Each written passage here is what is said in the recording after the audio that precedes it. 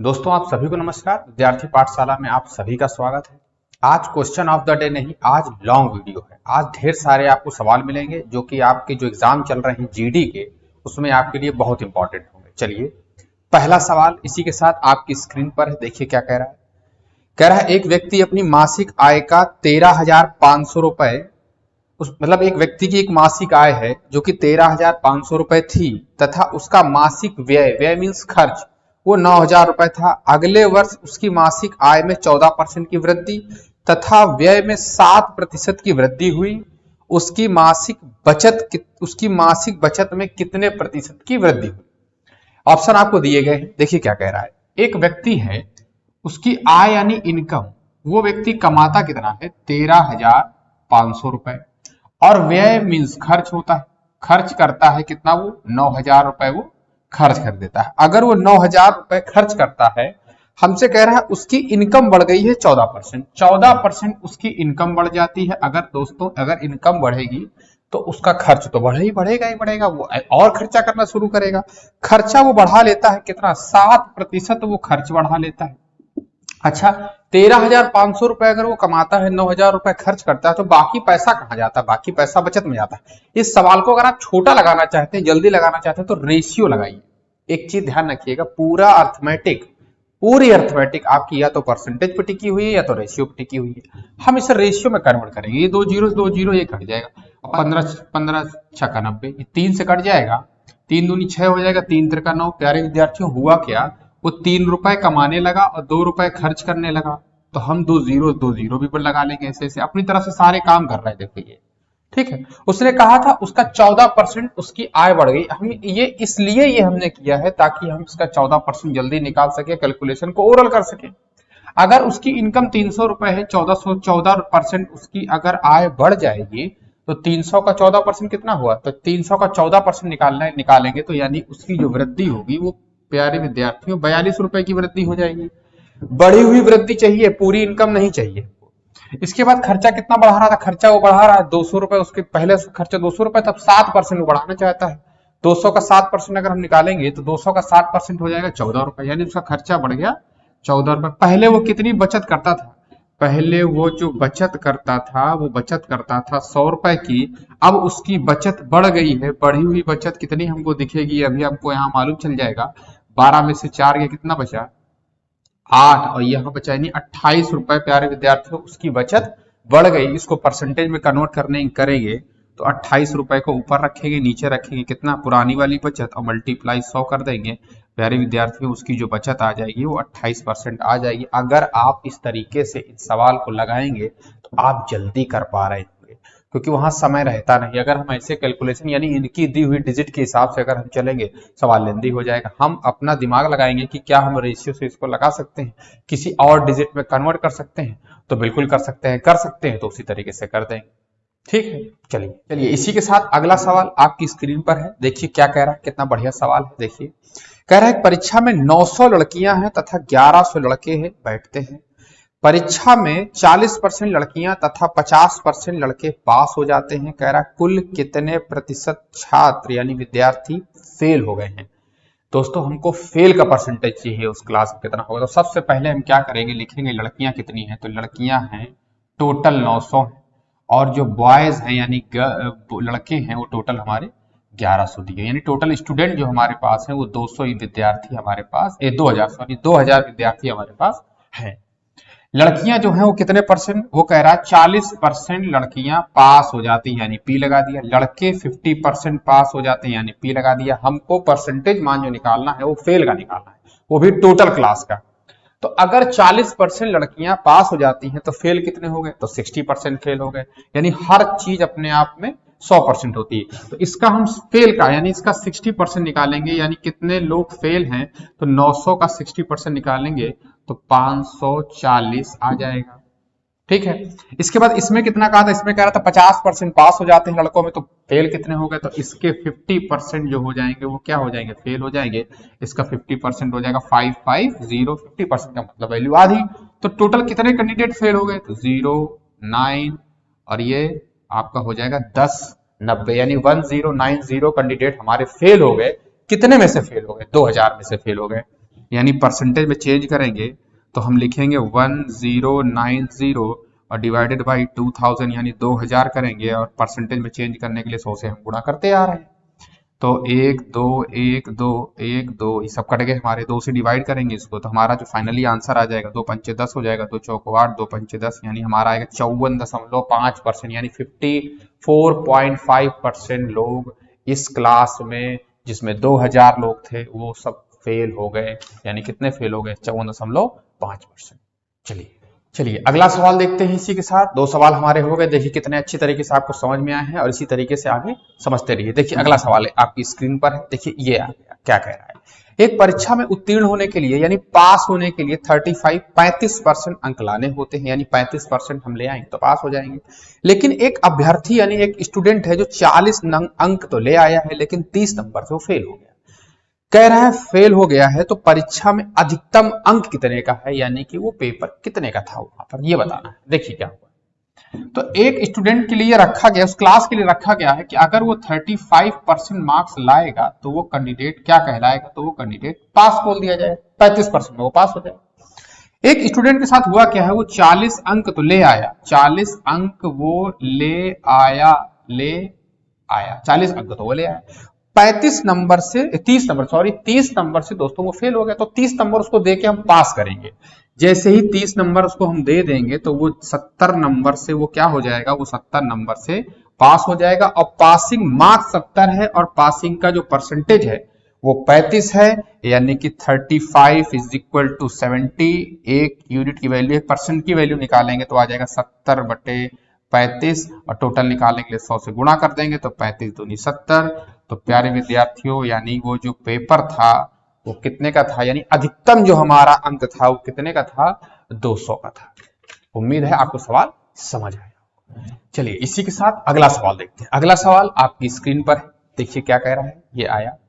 राम अपनी मासिक आय का 20% घरेलू आवश्यकताओं पर, शेष आय का 15% पुस्तकों पर तथा शेष आय का 30% कपड़ों पर खर्च करता है। अब उसके पास 9,520 रुपए बचते हैं, यानी उसके पास 9,520 रुपए बच जाते हैं। ये बच जाते, इतना पैसा बच गया। कब? जब वो 20% खर्च करता है, घरेलू आवश्यकताओं पर खर्च कर देता है। फिर इसके बाद कह रहा है शेष का वो 15% खर्च कर देता है, पुस्तकों पर, बुक पे खर्चा कर देता है, 30% वो खर्च कर देता है, किस पे खर्च कर देता है, कपड़ों पे खर्च करता है। वो शब्द लगा रहा है, बार बार लिख रहा है, किसका, शेष का। प्यारे विद्यार्थियों दोस्तों ये ध्यान रखिएगा, अगर वो शेष शब्द लगाएगा तो आपको बचा, जितना बच रहा है उसमें से खर्चा करना पड़ेगा। यानी हम इन तीनों को एक साथ जोड़ नहीं सकते हैं कि तीनों को जोड़कर इतना परसेंटेज खर्च कर दिया, इतना परसेंट बच गया, ऐसा नहीं कर सकते। तो कैसे करेंगे, तो हम या तो 100 मान के कर लें या फिर हम x मान के कर लें, दोनों बात एक ही है। यहाँ पर हर सवाल में कोई जरूरी नहीं कि आप उसको छोटा करने की कोशिश करें, वो पहले से ही छोटा होगा। देखिए कैसे करेंगे। हम मान ले रहे हैं उसकी सैलरी कितनी हो गई, x हो गई। अगर उसकी सैलरी x है और वो 20% खर्च करना चाहता है, अगर वो अपनी सैलरी का 20% खर्च करेगा तो कितने परसेंट वो बचा, 80% तो बचा। तो इसका हमने निकाल दिया 80/100। इसके बाद शेष फिर कितना खर्च करता है, 15% खर्च करता है, तो हम निकालेंगे 85/100। और फिर अगला एक और खर्च है वो 30% है, अगर वो 30% खर्च करता है तो वो 70% बचा लेगा, यानी उसके पास फाइनली बचता है कितने परसेंट बचता है, उसके पास बचता है 70%। और लास्ट में हमारे पास जो वैल्यू बच गई वो 9520 बच गई। जैसे ही हम यहाँ से x का मान निकाल लेंगे, उसने हमसे क्या पूछा था, कह रहा था उसकी मासिक आय कितनी है, हमने मासिक आय को x मान रखा है। एक जीरो से ये हमारी वैल्यू कट जाएगी। कैलकुलेशन आप अच्छा करिए, आप स्क्वायर है, क्यूब है, पहाड़े यानी टेबल है, इन सबको अच्छे से तैयार रखिए, आपका कैलकुलेशन सबसे अच्छा होगा। देखिए 17 पंचे 85 हो जाएगा, 17 से डिवाइड करेंगे, 17 5 85, 17 छक्का 102, ये भी कट जाएगा हमारा। आगे क्या कह रहा है जरा आगे हमारा ये कटेगा कितने से, कट जाएगा 8 से काट दीजिए, 8 से 56, ये 70 हो जाएगा हमारा। ठीक, बहुत आराम से कटेगी वैल्यू। इसको काट देंगे तो 14 पंचे 70 हो जाएगा, 14 हो जाएगा। से हमने इसको काट दिया, 5 से ये कट गया, 14 14 पंचे 70 हो जाएगा। 7 से इसको डिवाइड कर देंगे, 7 दूनी 14, तो 2 वो हो गया, 2 वो रहा और 2 जीरो ये, 2 जीरो ये, यानी 1 2 1 2, यानी जो x की वैल्यू आ गई प्यारे विद्यार्थियों वो 20,000 आ गई, जो कि आपको ऑप्शन में मिल रही थी, यानी दिख रही थी, यानी हमारा जो आंसर आएगा, यानी उसकी जो मासिक आय थी वो कितनी आ जाएगी, 20,000। उम्मीद है सवाल समझ में आया।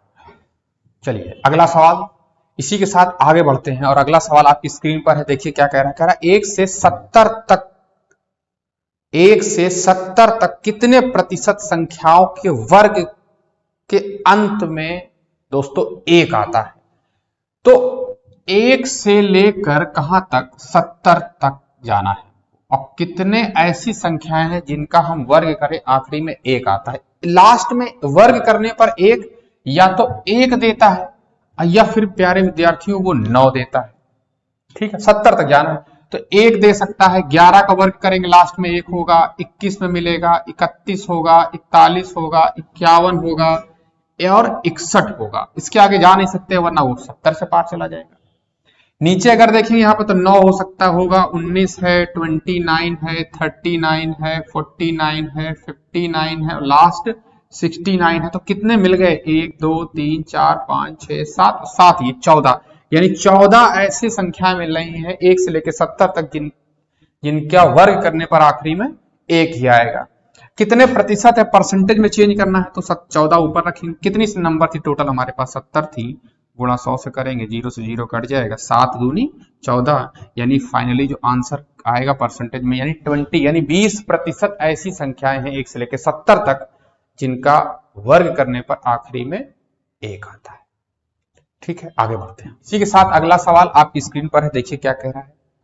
एक नए स्कूटर का मूल्य 25,000, एक नए स्कूटर का मूल्य दिया हुआ है 25,000 रुपए दिया हुआ है। ठीक है, कह रहा है कि प्रत्येक वर्ष के अंत में इसका मूल्य वर्ष के आरंभ के मूल्य का 80% रह जाता है। यानी ये अगर आरंभ के मूल्य का 80% रह जाता है, यानी ये बता रहा है कि हर बार इसका जो रेट है वो 20% कम हो जा रहा है। तो कह रहा है बताइए 3 साल के बाद इसका मूल्य क्या हो जाएगा। ऑप्शन आपको दिया हुआ है, कह रहा है 10,000 रुपए, 12,000 रुपए, 12,500 रुपए या 12,800 रुपए। देखिए क्या करेंगे, कह रहा है कि अगर 25,000 रुपए आज प्राइस है स्कूटर का और 80% रह जाता है, हर साल 80%, यानी अगले साल 80%, फिर अगले साल 80% रह जाता, तो अगर 80% रह जाता तो यानी रेट हमारा जो गिर रहा है, प्राइस जो गिर रहा है वो 20% कम हो जा रहा है। हम इसकी भिन्न में इसको कन्वर्ट करेंगे तो 1/5 आ जाएगा, यानी जो रेट है वो 5 से 4 हो जाता है, 1 साल हो गया।